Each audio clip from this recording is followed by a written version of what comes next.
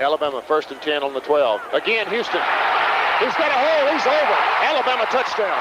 I'm just wondering if your listeners know how good a football player you were. I can still see you playing that fullback, knocking those players out of the way. And I believe I could have run behind you.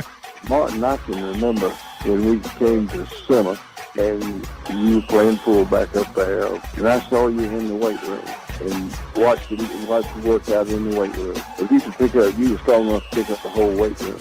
I wanted to recruit you, and our running back coach didn't take the pass. Biggest mistake we ever made. The Martin Houston Show with national championship winning fullback Martin Houston, giving you 1 hour of intense, hard-hitting analysis from an insider's perspective. It's time for the Martin Houston Show on your home for Alabama sports, Tide 100.9, and streaming on the Tide 100.9 app. Welcome back into the Martin Houston Show with Martin and Xavier, powered by Mac Sports. It's the Sound of Bama Sports, your show, your team. We're talking Alabama sports with Martin Houston, and we're glad to have you up and at 'em with us on this Monday morning. Our show always includes an opportunity on Monday for us to catch up with Kennington Smith III. So we'll get his thoughts from the activities of the weekend. We'll also get his thoughts on Pro Day. He was an opportunity to be there and see some good things. And, of course, this was his first Pro Day, but I did have an opportunity to stop by as well. And it was interesting to see and hear the comments of people who had been at multiple Pro Days. And a neat story. You may not even be fully aware of this, but I think that Gene Stallings gets credit for Pro Day becoming what it is. I think occasionally guys may have done some things where they would, run. But if I'm not mistaken, Alabama and Tennessee were kind of the first ones to do it at the way they do it now. And because we had so many dogs my senior year, it just kind of took off, and it became what it's become. That doesn't mean that there weren't guys coming to campus, but where you pretty much bought combine to the players. And so that first year that we did it was really a big time turnout. Because we had so many guys that they wanted to see that they came to us. And, back then, juniors didn't get to go to combine, and the numbers didn't allow a lot of guys to go. And I was one of those guys that did not get invited to the combine, but because of Coach Stallings, I had a great opportunity to run for the Scouts. And from the end of the season, I was ranked, I think, 25th. And by draft day, I was ranked anywhere from 5 to 7. And a lot of that is attributed to what I was able to do on Pro Day. So, lots of things. We just think that that's always existed, but it hasn't. So, and I don't want to say he was the first one to do it, but I think because I do not know that, but I know that it became a popular thing. So pretty neat thing. And as we look at it, Alabama kind of a trendsetter everywhere we go. So we'll talk about that with Kennington Smith. Big weekend for Alabama sports. Disappointing situation for the Alabama baseball team. Dropping a couple close ones on Saturday and a doubleheader, and then I think just ran out of pitching, and Georgia was able to get a sweep. So tough weekend for Alabama baseball, Alabama women's basketball, into a really, really good season in the second round. But, of course, got something to build off of. And then, of course, it's been another great week for Kalen DeBoer this football team and what he's been able to do. You know, I know we typically talk recruiting and roster management on Thursday, but definitely a situation worth hitting here in just a couple minutes with what DeBoer's doing on the recruiting trail. And then last but not least, got a little sugar in my drink today. Got put a little extra sugar in my coffee this morning for Alabama making it to the Sweet 16. Nate Oats, Mark Sears and company doing things right now that this team, wasn't expected to do at the beginning of the season and wasn't expected to do at the end of the season. And so kudos to those guys, and I'll get your thoughts there. But as well as you look at it, X, when you look at what's happening on the hardwood, Nate Oats, just every time you turn, he's breaking records, doing things. I mean, just crazy things. So as we get ready to get into the conversation, I want to remind you that this is a day that the Lord has made. So let's rejoice and be glad in it. Take some time today to notice someone, love someone, serve someone, be the difference you want to see in the world today. So good morning, X. How you doing, man? Doing good. How about you? Hey, man, we're in the Sweet 16 for the second year in a row. Now, this is all you have to say, X. I was in college the last time. That's all. I don't even have to, it doesn't matter what we've accomplished. If it hasn't happened since I was in college, it's been a while. But Alabama making it to back-to-back Sweet 16s since 90, repping it 1991 to early 90s. So yeah, that's crazy. So the first time in my lifetime as well. Mm-hmm. Since yeah, and you got a bunch of gray hair now. So yeah, I do.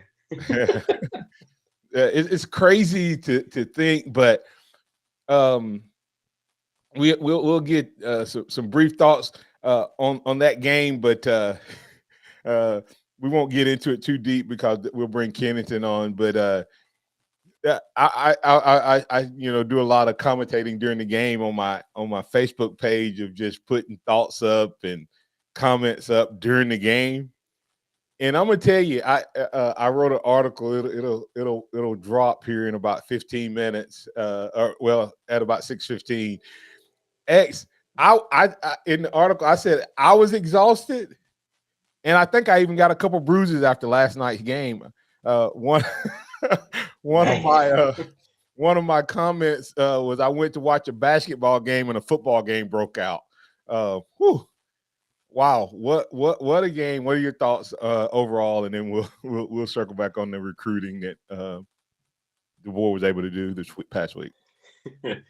Yeah, I mean, not getting too heavy into it before Kennington comes on. That was a physical game, but as Curtis Moore said, a blue collar game, and Bama was able to get it done. They were able to win it. It was hard fought, but the way they closed that game out is what you want to see during tournament time. After having the lead most of the game, going down, and that run to end it was something else. It showed that this team can win hard fought games at the end. Yeah, CJ Watson said that game last night, I'm still wore out. That game was a clinic for leaving it all on the court. Man,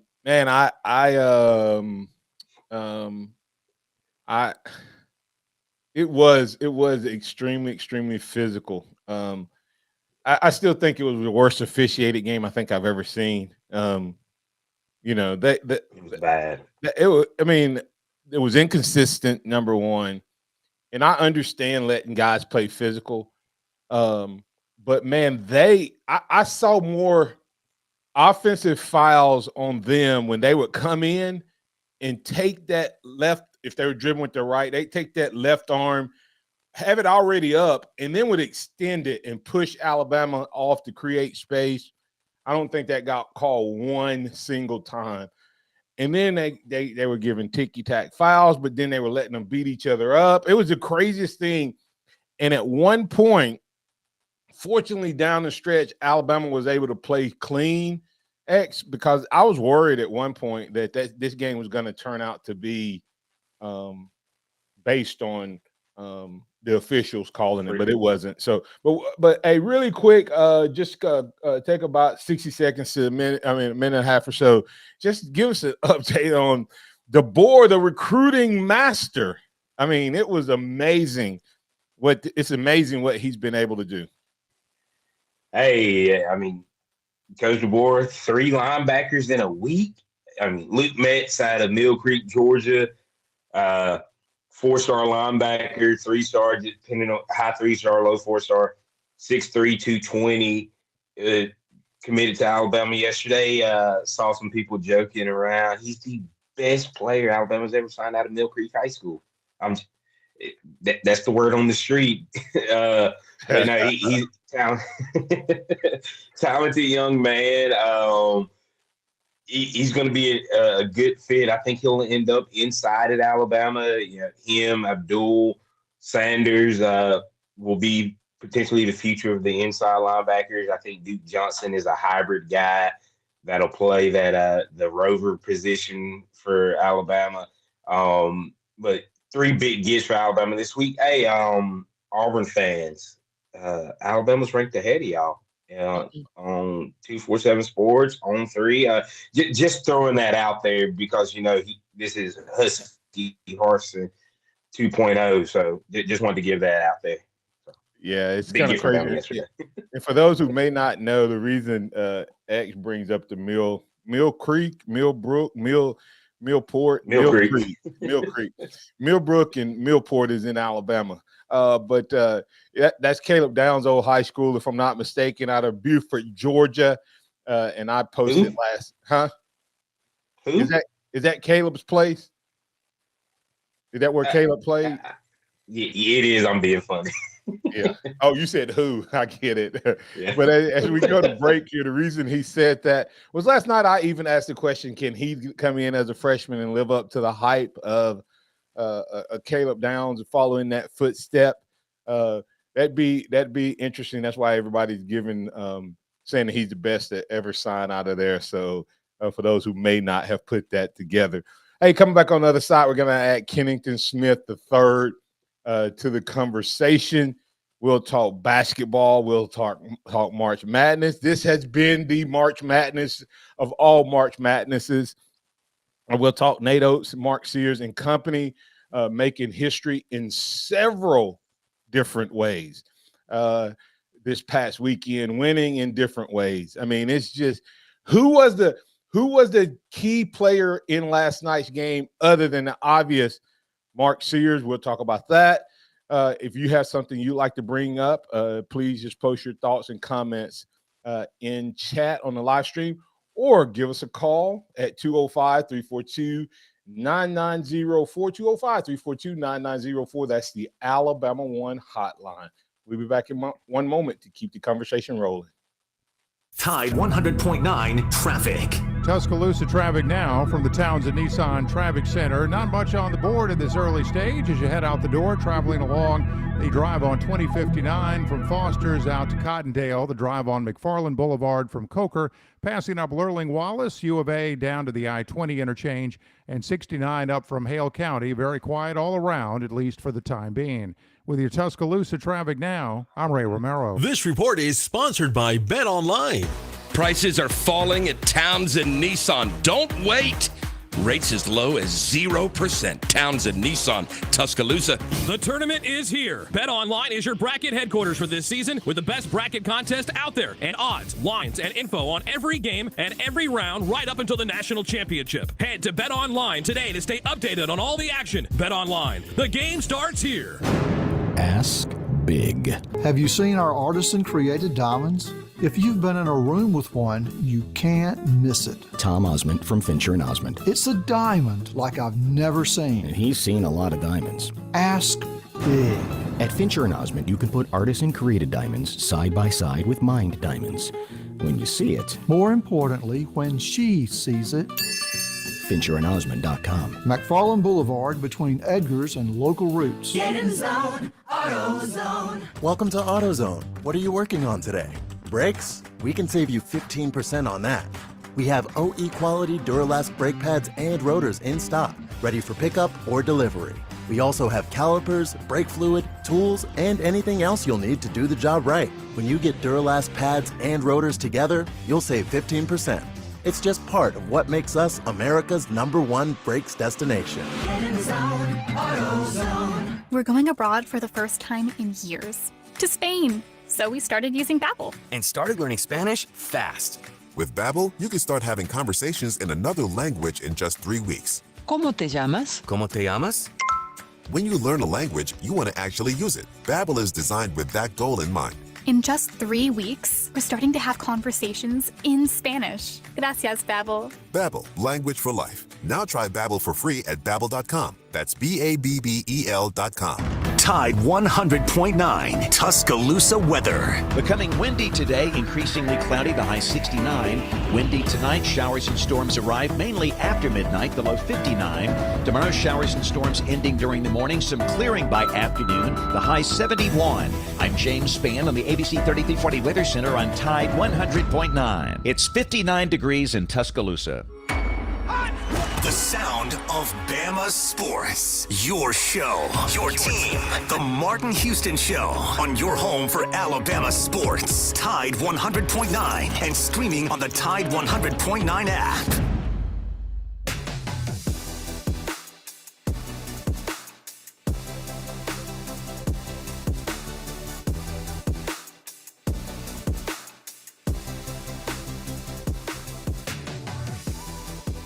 Welcome back into the Martin Houston Show with Martin and Xavier. We are attempting to get Kennington Smith III on this morning. Of course, Kennington is probably and possibly still out in Spokane. But either way, if he is and he's not able to be on this morning, we'll keep it rolling right here. If he joins us, we'll work him into the conversation. But either way, it's going to be a great show because, hey, you're tuned in. You're here. You're live local with us, and we do it every Monday through Friday from 6 to 7 a.m. It is the Martin Houston Show, the Sound of Bama Sports, your show, your team. So phone lines are open, 205-342-9904. That's the Alabama One hotline. And then, of course, the chat is in full speed this morning, wide open, lots of comments coming in. And so we'll work those into the conversation. X. So anything else before we shift into basketball and then over to spring practice with football? But anything you got from a close out on the basketball, recruiting front? Yeah, pay attention to the new really with quarterback Juju Lewis out of Carrollton High School, the same high school as Caleb Odom, as Georgia has taken a quarterback, Jarrett Curtis, out of Tennessee in the 2026 class, and there are rumors that he will be reclassifying as well. Him and Juju originally from the same class. Juju moving to 2025 has put Curtis as the #1 quarterback in 2026, but he could possibly be reclassified to 2025 as well. Juju is committed to USC currently, but Alabama has been making a huge push for him. So that's going to be interesting to watch if USC can hold on to him or if he'll decide to stick closer to home, which it would look like Alabama's the front runner to be where he commits if he decommits from USC. Okay, I'm sitting here now. I don't know a lot of Jujus, but do they all go to USC? Seems like it. You got Juju Smith-Schuster. You got Juju Watkins on the women's basketball team. So, anyway. I thought, oh, okay. We'll see. What's that? Real quick. Virgil Williams said that, and I don't know him, but Justin Hamner, according to Virgil Williams, I'm looking up the story. It's Justin Williams, local to Tuscaloosa in Titletown, wins the granddaddy of all fishing tournaments, the Bassmaster Classic. So kudos and shout out to Justin Hamner. And it seems like it was a dominant performance from wire to wire with a 3-day total of 58 pounds and 3 ounces. Alabama's own Justin Hamner. I actually know Justin. You know Justin. So we went to high school together. Oh, wow. Fairly young guy, relatively speaking then. Yeah, we're the same age. But kudos to him, man. That's and Virgil, once again, like I said, this is the sound of Bama sports, but it's your show, your team. You can bring up what you want. And when we have a local guy do something like that, to me, that's kind of on that same scale in terms that's the best fisher in the world. Compete in that tournament, and he brought it home and led from wire to wire, according to the report. So kudos, man. I love fishing. Don't get to do it as much as I would like, but some skill and talent that goes into that. And, one of the other reasons I love it is it's sort of like me and my faith and sharing and witnessing to people. People don't always know that they want to be called, but they need the right bait, the right words, the right opportunity to open up that opportunity and be attracted to the gospel. And so I try to go where the fish are, and that's what good fishermen do. They go where the fish are. They don't wait for them to jump in the boat. I try to do the same thing with my faith. So thanks, Virgil, for bringing that up. And once again, as we get ready, we do have Kennington Smith the third with the Athletic joining the conversation. But before we do that, one more shout out, a big Roll Tide, and congratulations to Mr. Justin Hamner.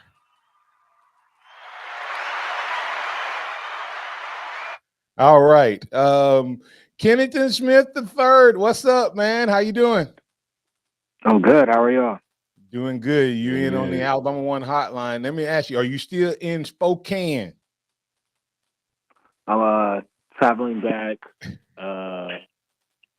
today, but yeah, I'm still out here.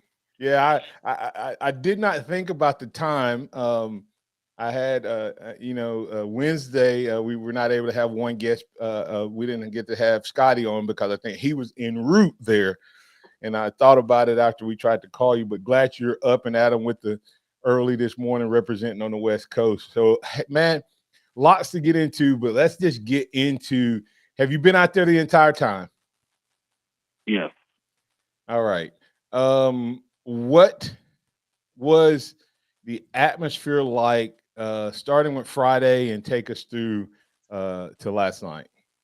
Yeah, I would just call it electric. I think, especially when you think about just kind of the West Coast influence of St. Mary's and Grand Canyon being out there, and then just kind of like a general vibe of having 3 Alabama schools out there was pretty cool as well. So I would just call it electric. I think Alabama individually is used to playing in pretty hostile atmospheres in the SEC. So not something that I think was unusual to them, but it was a different type of situation. There are a lot of instances where you're used to playing neutral type games at this time of year, but they kind of went on the road and won kind of 2 road games, in the Spokane pod. So it was an electric atmosphere.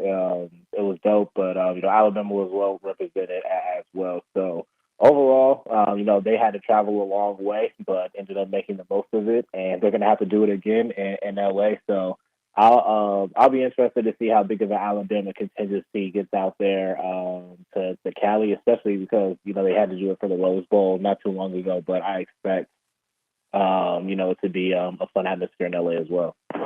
Yeah, rough go for the SEC. We'll circle back on Alabama real quick, but we'll wrap up this segment just talking about the SEC as a whole.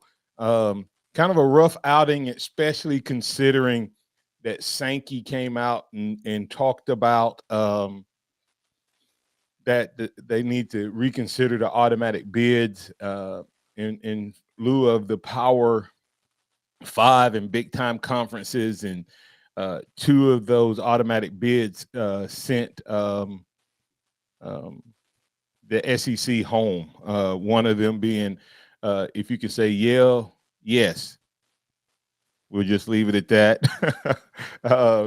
Just talk about the SEC's a rough start to the tournament, and how they performed. Yeah, really rough start. And then it's like, I believe 4 of the 5 first weekend losses were to double-digit seeds. So, like, that makes it kind of even more of an eyesore. And I think, for the SEC, it's kind of one of those things where throughout the year, the conversation surrounding the conference was how the SEC has kind of transformed itself to a power conference in basketball. And you kind of go into the tournament with 8 teams and all these high seeds, and people are picking Kentucky and Auburn and other teams as like trendy Final Four picks, and you see these teams go down in the first round.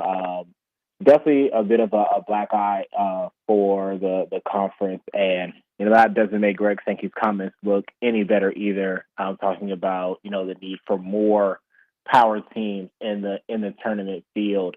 So not great, but at the end of the day, the SEC is still decently represented. Sweet 16. You got Tennessee, you got Alabama in there, and those are two teams that were at the top of the conference battling for a championship. Tennessee won the regular season tourney. So, it was kind of a rough go, but luckily with the NCAA tournament, especially new stories and the news cycle kind of washes it out after the first round. So we kind of focus on the teams that are left, but obviously not a great showing. But that's just kind of what the tournament is. It's all about matchups. It's all about, which team can kind of be hot on a certain day. So they'll be back to the drawing board for the SEC to kind of, improve its March performance.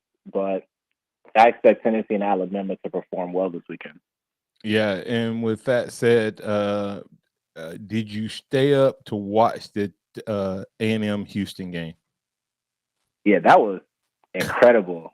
I mean, that was the game of the tournament. Honestly, that was just really fun to watch. Especially considering Houston, Texas A&M, the proximity to each other, in the state, and the fact they played earlier this year. That just kind of rivalry was great. So you hate it for Texas A&M. They really had an opportunity to win. Free throws, killed them in that game. They had a chance to win, but.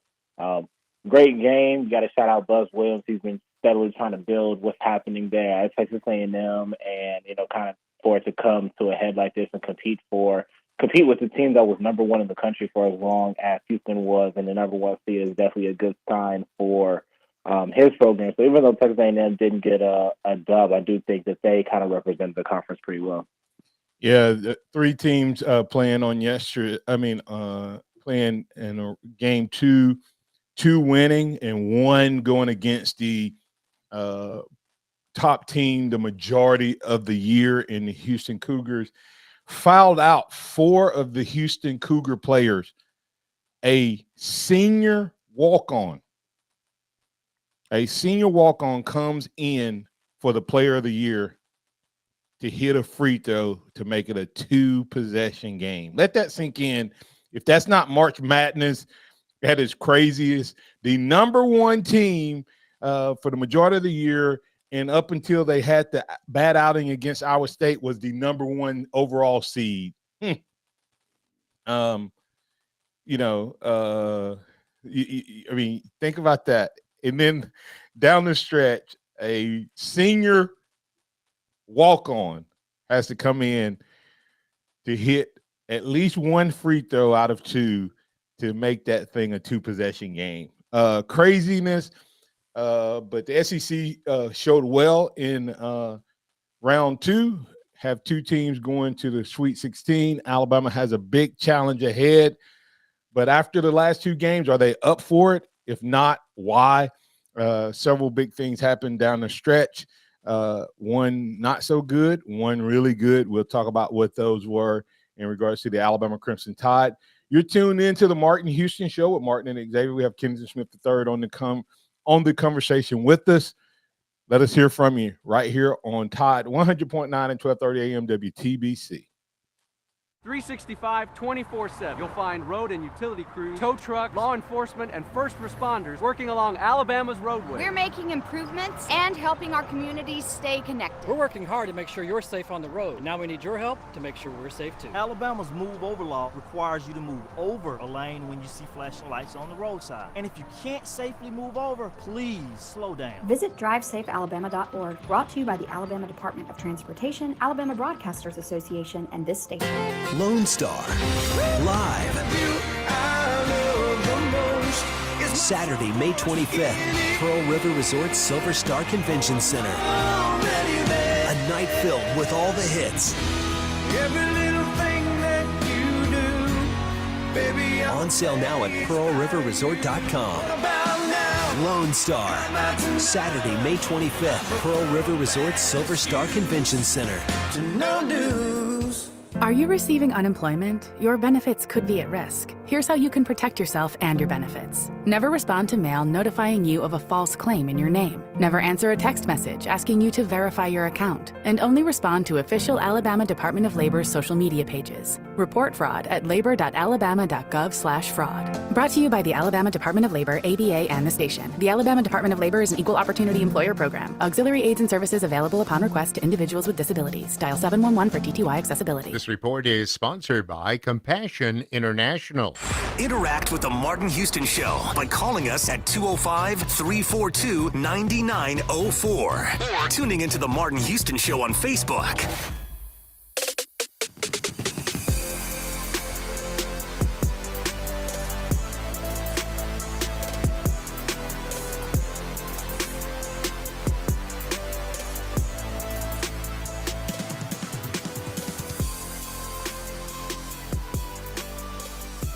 Welcome back into the Martin Houston Show with Martin and Xavier on Tide 100.9, 1230 AM WTBC. Great conversation happening right here. We invite you to get in on it at 205-342-9904, 205-342-9904. That's the Alabama One hotline. We have Kennington Smith III at Skinny Kenny _ on the X joining us with the conversation. Kennington, there was so much to talk about in terms of Alabama basketball. 2 totally different games, 2 totally different matchups. Let's talk about Friday night first. Alabama with a record-setting performance on a couple different fronts. Getting their, double-digit, triple-digit game. And then also setting the number, their highest point total at 109, and could have easily, had they kept the starters in, probably got to 125, 130. Just your assessment of Alabama when they face a team that plays the same style as them and their shots falling. Yeah, I think what was the most impressive about the performance was just like the fact that they just came out and set the tone pretty immediately. I mean, it was close, obviously, in the first few minutes, but as the game went on, Alabama was pretty much in control, and it was never really a game that you felt like Alabama was in danger of losing. And I think, I think the takeaway really from both games, outside of the defense, is just Mark Sears has kind of elevated to a different level. The way that he's playing right now is really notable. I mean, he's been one of the best performers in the tournament so far. Aaron Estrada has also been fantastic. So we talked about this a couple of weeks ago, that regardless of Alabama's defensive struggles, they have the ability to make a run in March because they have elite guard play. And that's what you need this time of year to advance in the field. And Sears, Estrada, Reitzel had 17 against, Charleston in the first game. So I just think the fact that they kind of came out, set the tone. We're never really in danger of losing because that's something that can maybe, was a concern. It's like, okay, Alabama's not a great defensive team. Charleston is a team that gets up a lot of shots, just like Alabama. It could turn into a shootout. If Charleston gets hot, then that's the potential upset. But Alabama kind of squashed that quickly and, pretty much cruised to a win in round one. So that was, pretty encouraging to see. Yeah, when you look at this Alabama team, if Mark Sears came with recruiting hype, where would he be right now? Because people don't want to admit this. He is far outplaying Brandon Miller from last year. It's not, to me, it's not even close. It hasn't been close for a while. The dude has 16 20-plus point games in his last 17 games, 8 in a row with, 4 of those being SEC and March Madness tournaments. And I'm not talking about it's not just that he's getting there. He's getting there, and his average is going up. It's not just 20. He's getting 20, but he's getting 25, 26, 30. Just unbelievable play. I mean, it's just amazing. And we'll circle back on that as we reassess just how impressive this season has been. But we got a caller, J-Rob. You've been patient. You're in with Xavier and Kennington Smith III. What's on your mind? Good morning, guys. Roll Tide. I'm going to make a comment, then I'm going to get off and listen to you guys answer. I think last night was a war. It was a physical war up under the boards. I think at times the refs changed out on either end. I mean, they were different refs on one end, they were on the other. Also, Pringle grew up a little bit. I think he was a big leader last night. His fire and got the team fired up on the sideline a little bit there when some of those calls were going on. And also, Diabate came in and gave us some great minutes last night, made some big foul shots, and made some good shots in the paint. And he had a good night for us. He's had a good night for us, but he had a real good night last night. Y'all have a good day and Roll Tide. Roll Tide. Hey, that's J-Rob. Kennington, I'll let you respond. And X, I'll let you respond. Diabate, Mark Sears clearly the MVP of the game. But Diabate, we don't win that game without Diabate last night. He literally was a closer down the stretch, on the boards, at the free throw line, and off the dribble. I mean, he did it all. So to me, that was when we were going to break. I said there was something that happened that could pay huge dividends down the stretch. And the freshman playing big in that moment, Kennington, may be that other piece that Alabama needs if they're going to upset UNC.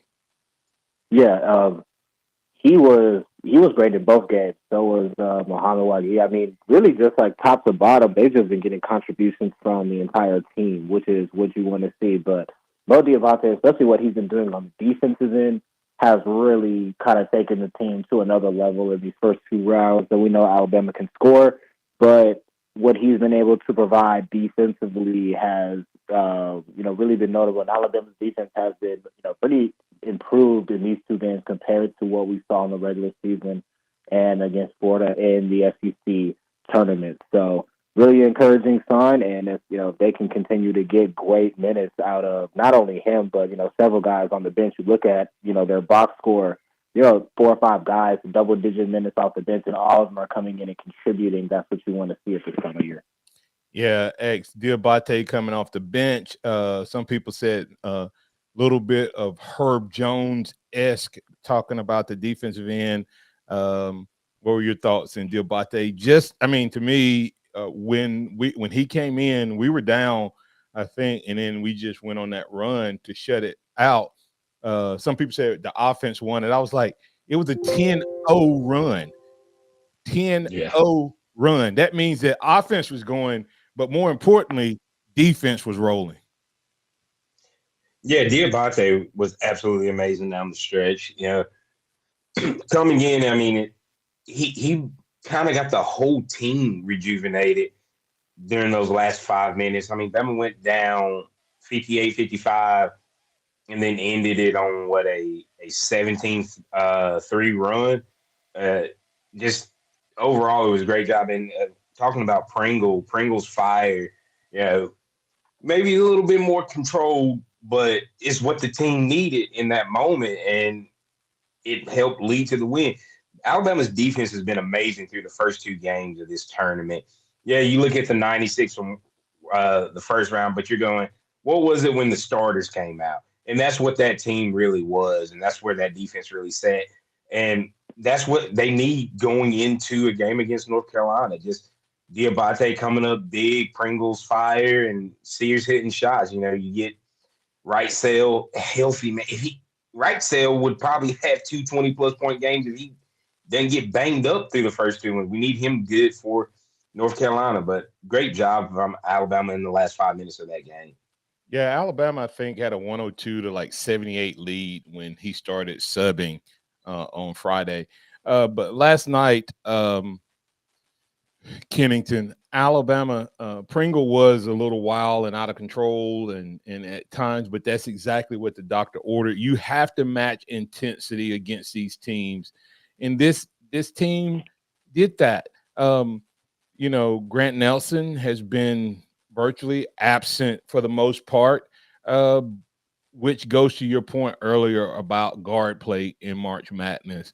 If you can get some intense defense at times and your guards play at the level that Alabama's playing at, you got a chance against just about anybody. As you watched that game last night earlier in the program before you came on, I said I went to a basketball game. I went to a basketball game and a football game broke out. But it was a very, very interesting, to me, poor officiating. But Alabama may have needed that if they're going to make a run. Your thoughts? Yeah, definitely. I mean, to the Pringle to the juice point again, when you're playing in an atmosphere like that where it feels like a road game, you need some juice to kind of get the team over the edge. And I mean, I'm not condoning Nate Oats getting the technical, but there are some times where he gets the technical, you see the team go on runs.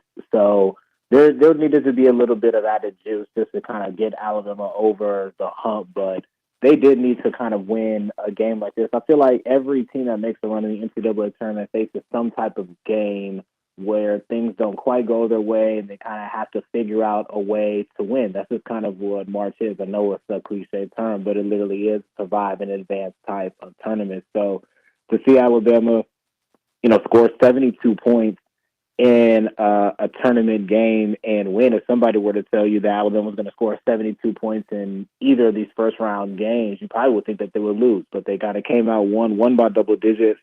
So impressive win. And when, Nato was speaking all year about competitive toughness and, character wins and wanting to see the team show some fight, I think that was epitomized in a game like this. Yeah, absolutely. We'll be back on the other side to get Kennington's final thoughts on this past weekend with March Madness and the Alabama Crimson Tide advancing to the Sweet 16 against one of the number one seeds, UNC, University of North Carolina, or North Carolina University in the honor of Charles Barkley. Alabama University advancing against North Carolina University. If y'all didn't see it, Barkley was being Barkley.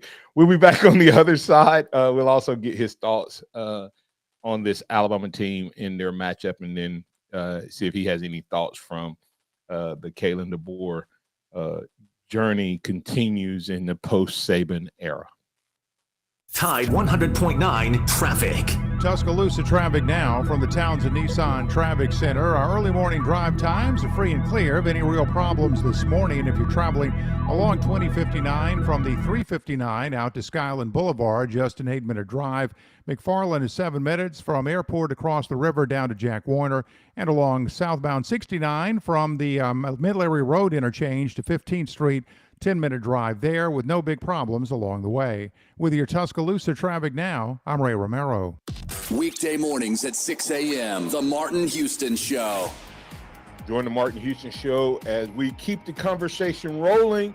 We'll have DC Capstone Report joining the conversation on a Tuesday edition of the program. We'll get his thoughts on Nate Oats and the Alabama Crimson Tide as they advance to the Sweet 16. We'll also break down what's happening on the football field as Kalen DeBoer continues his torrid pace of recruiting, as well as turning the Tide into a potential national champion. We'll have those conversations and more right here on the Martin Houston Show, powered by Max Sports. Catch the Martin Houston Show from 6 to 7 weekday mornings on Tide 100.9. Every day, a child in poverty waits for a sponsor is another day of hopelessness. There are thousands of kids who've been waiting over a year. End their wait. Sponsor a child with compassion today. Just text the word radio to 83393. Accidents happen, and when they do, make sure you've got the right person in your corner. If you've been in a wreck with a vehicle that has a logo on it, you've got to call Stephen Mesrano at 205-800-8000. Mesrano has won cases that have changed laws in Alabama, and Mesrano has secured large verdicts and settlements for his clients. Remember M for money and Mesrano. If it has a logo on it, call me. 205-800-8000. Are you or someone you love struggling with an addiction to drugs or alcohol and want to be set free from the chains of addiction? Then call Addiction Helpline America right now to get the help you need. From drug and alcohol addiction to dual diagnosis treatment, we provide a confidential helpline to help people like you get sober and live happy, substance-free lives. Treatment helped me get my life back. I was so addicted, the only person I could focus on was myself and what I needed. I hit rock bottom and lost everything. Through treatment, I was able to overcome those demons and focus on my family again. I used until I overdosed and almost died. That was the end of the road for me. After seeking treatment, I now have hope. I learned skills that help me deal with life on life's terms. 800-398-9845. 800-398-9845. 800-398-9845. That's 800-398-9845. Prices are falling at Townsend Nissan. Don't wait. Rates as low as 0%. Townsend Nissan, Tuscaloosa. Keep it locked into Tide 100.9 for more of the Martin Houston Show with Martin Houston and X's and O's Sports, Xavier Houston.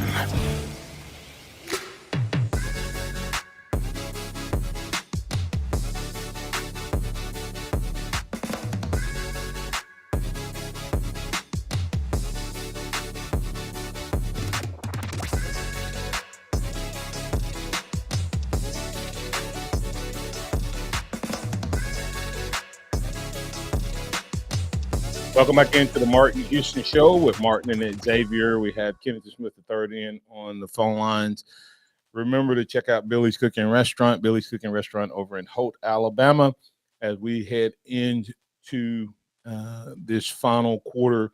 You can check him out on Facebook at Billy's Cooking Restaurant, Billy's Cooking LLC on Facebook. It's now time for the Harvest Church 2-minute warning. We have Kennington Smith III in on the conversation. Kennington, as we wrap up this edition of the program, your closing thoughts on Alabama's first weekend and what they need to do if they're going to beat an UNC team that they beat last year, but different team on both sides. Yeah, I think biggest takeaway for Alabama is just Nate Oats' contract extension and raise was well-deserved. You lose 3 assistants, you lose 2 first-round picks, you lose Bediako unexpectedly along with a slew of other transfers, and you pretty much take a brand-new team, 9 new players and 3 new assistants back to the Sweet 16. It's a pretty incredible feat, and I think for Alabama, they have to continue what they've been doing defensively over the last week. They've really stepped up on the defensive end, so they need to bring that intensity on that end against Carolina. And if they do that and continue to play well on offense, then there's definitely going to be a chance for an Elite Eight bid. All right. I love what they're saying. How big is the Reitzel potential outage, and what or who needs to happen if they don't have Reitzel? Yeah, well, NATO said he's going to be available, so that I don't know if that means a minutes restriction or what the case may be. Obviously, it's a fluctuating situation with an injury like that, but if he's not able to play, then they're going to need big minutes. Obviously, Sam Walters is going to have to come in and be able to knock down some shots. I know he struggled against Grand Canyon, but that's somebody they have a lot of confidence that. So looking to him to step up, and then also the two freshmen, Diabate and Stevenson, to kind of add a different element against the Carolina team that's going to want to push the pace offensively as well. So those will probably be my top three guys that I'm looking to step up and kind of fill that role. Does Grant Nelson have to show up for Alabama to win? 100%. And if it's not on the offensive end, he's going to have to really play at a high level on the defensive end, because Armando Bacot is going to be a handful in the post. So I don't know how it's going to look. Maybe it's not going to look great statistically, but eye test wise, you need to be able to watch the game and say to yourself that Grant Nelson is making an impact on the game. So he's going to be a huge part of Alabama's success or failure on Thursday. X. I agree 100% when you look at what Grant Nelson has to do. It doesn't have to be a 20-10 game, but he just has to stay out of foul trouble. He has to be able to help control the defensive board so UNC doesn't get a lot of second chance points, and just be consistent on offense, whether that's kicking it out or being able to finish, but got to be a little something. All right, Philip, you're in with Martin and X with Kennington Smith III. What's on your mind? Good morning. Real quick, Martin, I've had an idea for a couple of years now about a possible way to make officiating a little bit more accountable. There were 59 fouls called in that game last night. That's a foul, I think, every 70 seconds, if I figured it right. But anyway, my idea has been for some time that on the 21st whistle in each half, whichever referee calls that 21st whistle, he sits down in the sit box for the rest of the half. So then you work the rest of the half with two officials. If another official blows another whistle, after that, then he sits down in the sit box for the rest of the half. So you only have one ref to finish the first half. Then you start over in the second half, same thing. Yeah, I think it would make the referees a little bit more accountable. I think it would make them be a little bit more judicious on their calls, and possibly a little bit more equal on their calls. But here's the thing, Philip. They called the fouls. The problem was they didn't call them on our end. If the truth of the matter, had they called it both ways, there'd have been another 15, 20 fouls. I guarantee you, Grand Canyon had at least 5 or 6 offensive fouls where the guards would come in, dribble, and extend their arm. They never called it. So that was the problem with this. At one point, I counted it up. They had 34 free throws, and there was like 8 minutes to go in the game. Oh, yeah. Well, they were 23 out of 37 on the line. Alabama was 16 out of 22. Yeah. It was just, I don't know. I wish they would experiment in some way with something like that, because the officials obviously love FaceTime, and this would take away some FaceTime, but it would make them be a little bit more judicious on their whistles. Yeah, but, man, last night, I thought they were going to get somebody hurt last night. Thanks, Phil. I thought they were going to get somebody hurt, Kennington, the way they let that game go. Their fouls were not equal, and they did let them play, but they called a lot of ticky-tack fouls, in my opinion. I may be crimson colored out versus Alabama. Yeah, the officiating was a lot. And I don't know how much you were scrolling through X last night, but the memes were out and people were talking a lot about the officials and just kind of how the game was being played. So no credit to Alabama. You win a game like that where you feel like the officiating was a little uneven or the the way that the game was being officiated wasn't, what you usually expect, but that's what March is. You just kind of have to roll with those punches and find a way to win, and that's what they did. Yeah, and that's why I said I think the fact that we got out with the win was a very positive thing for Alabama basketball as they head into Sweet 16 weekend. Just close us out on your thoughts on Kalen DeBoer. 2 weeks of practice in, and now he's he seems to be recruiting at the Nick Saban clip. Yeah, I mean, I think emotion is starting to fall by the wayside and logic is starting to creep in. I think that's like the biggest takeaway that I have with Alabama. It's like, Saban is gone, and it was a bit of a jarring thing, but DeBoer's kind of come in. He's righted the ship. He's stabilized things, and I think that there's an energy around the facility that's contagious, and recruits are coming on campus, and they can see that and feel that, and they want to be a part of it. Yeah, hey, we'll have to get your thoughts, but close it out with what's going on in Iowa right now. I know you're the beat right up in Iowa. Have you talked to any of your boys on what's going on with the Proctor departure? Yeah, I mean, Iowa is in a bit of shambles right now. I mean, Proctor was supposed to be a huge part of that offense, and he kind of left Iowa at the altar the night before a big day 2 times now. So they're kind of reeling a bit, and they're going to have to find a way to kind of figure that out in the spring portal window. But as you can imagine, there's not much love lost there for Proctor after the way that he departed the program. Yeah, I don't think he'll be moving back to Iowa. And you say at the altar, shoot, that dude that she had said I do, and then it was his turn to say I do. actually, he may have been you could kiss your bride, but anyway, he might be divorced, man. I don't know. It was really bad. Kennington, tell him what you got coming up, man, and where they can find you. Yeah, big week. Obviously, basketball-wise, we're going to focus on football as well. So look for both of those coverages at The Athletic. So find me on Twitter or X at SkinnyKenny _ theathletic.com or The Athletic on mobile app, searching my name or anything Alabama athletics related. All right. Hey, that's at Skinny Kenny _ on the X. I'm Martin Houston. That's Xavier Houston. We're live, local, and ready to get things rolling. Want to encourage you to check out my latest blog. martinhouston.org. Still dancing to Sweet 16. That's the Alabama Crimson Tide. We appreciate you being a part of the show. And remember this, trust in the Lord always. Lean not your own understanding. In all your ways acknowledge him, and he will direct your paths. We'll be back tomorrow with DC Capstone Report. Thanks, Justin, for pressing all the right buttons. Thank you all the callers, listeners, viewers, and chatters for being a part of the program. Roll Tide, everybody. Let's all celebrate and have a good time. Yeah, yeah. Thank you for listening to the Martin Houston Show on your home for Alabama sports. Tide 100.9 and streaming on the Tide 100.9 app.